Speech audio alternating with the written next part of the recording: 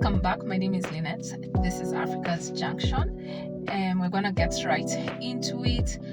And we're looking again at trade.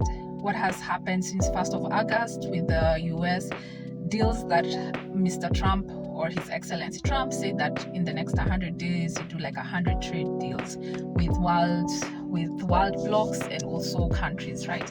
So he's managed to do that. You remember with the EU he did 15% baseline. With the UK, Northern Ireland, it was 10%, and other countries depending. Now, the last video I did, we saw that it depends on your relations with the US. It depends on how trade has been going. So if you have a trade deficit, chances are your tariffs are gonna increase so that you import less goods to the US. Yeah, and we saw how some countries were affected in Africa, like for example Egypt, and the one we were looking at was South Africa. South Africa has the highest tariffs into the US.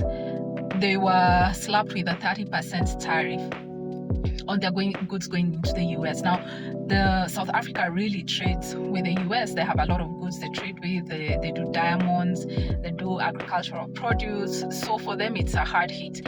Remember that in September, again, we have the AGOA deal that is coming to an end. And the way things are going with the US president, I believe all African countries who are in the AGOA deal, including Kenya, are looking like this, are looking at Trump like this, and he's coming with a fine comb, a fine tooth comb, like just going through and seeing what is the best for his country.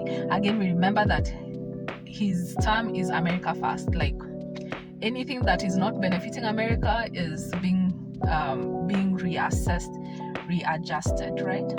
So we have South Africa stuck with a 30% tariff. That is crazy, and that will definitely ensure that the trade that is going via South Africa to the US go drastically down, because they will not make any profit. So we just want to see why is it so hard on South Africa? And again, we go back to politics, and that's why politics, development, and economy cannot be untied. They're intertwined. Yeah, because why people, even back in the Stone Ages or whichever ages, like if you watch The Rain and all those medieval programs guys watch on Netflix, you'll see that many times like countries would marry each other. Like I'd marry, England would get a wife, the king would get a wife from Spain, so that the trade deals could be enforced. So trade is a huge thing, and politics, how you play the politics, is important. South Africa, as we saw before, has three things that the US is not like cool with. The first one being BRICS. Yeah, so BRICS is Brazil, Russia, BRICS, India, China, and South Africa. It's a trade bloc whereby they have their own arrangements. Now you see the US is not so cool with Russia, it's not so cool with China, and South Africa has aligned themselves with these guys. So they're thinking, okay, yes, you have BRICS and we have our AGOA deal. Do you really think you can eat from both plates like at the same time? Something like that, right? It's probably a conflict of interest for them. The second reason is geopolitics, foreign policies. So South Africa has been pro-Russia during this Russia-Ukraine war, and we saw that we know that US is pro-Ukraine. So again, they are clashing on their foreign policy, but I think the one that takes the cake is the one for Israel. In 2024, South Africa had filed a genocide case in the International Criminal Justice Tribunal against Israel, and said that those guys are committing genocide against Palestine. And because of that, they have a real issue with the US, because US is in support of Israel. Yeah, so those three factors, and of course, you remember the Elon Musk thing at South African whites are being targeted. They were also, so that also contributed to severing the relationships or making it worse than it already was.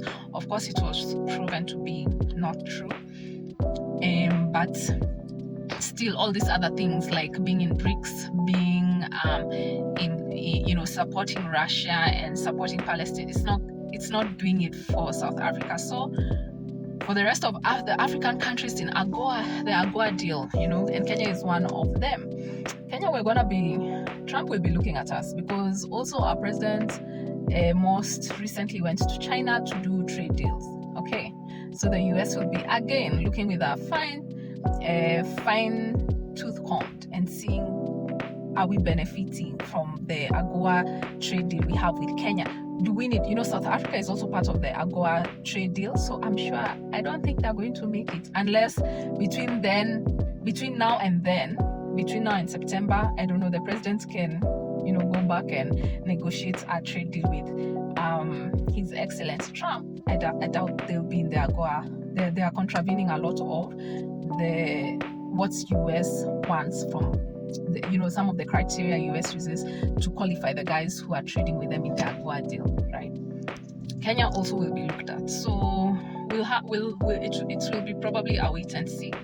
But hopefully our government has also looked at other options of trade and how they can readjust themselves, considering that the geopolitics keeps, it's like a huge deal now with trade. And when it comes to US, then Trump is looking at his country's interests. I cannot fault him. I wish our African presidents would look at the interests of their countries the way Trump is looking at the interest of his country. I wish they could be that bullish with their strategies and their policies, whereby they want their countries to gain the most. I'd love it to be like Burkina Faso, where the president is like, wait a minute, I think we're not getting a good deal, and they're like, okay, let's reassess everything. That's how African politicians and presidents should be. But let's see what happens. All right.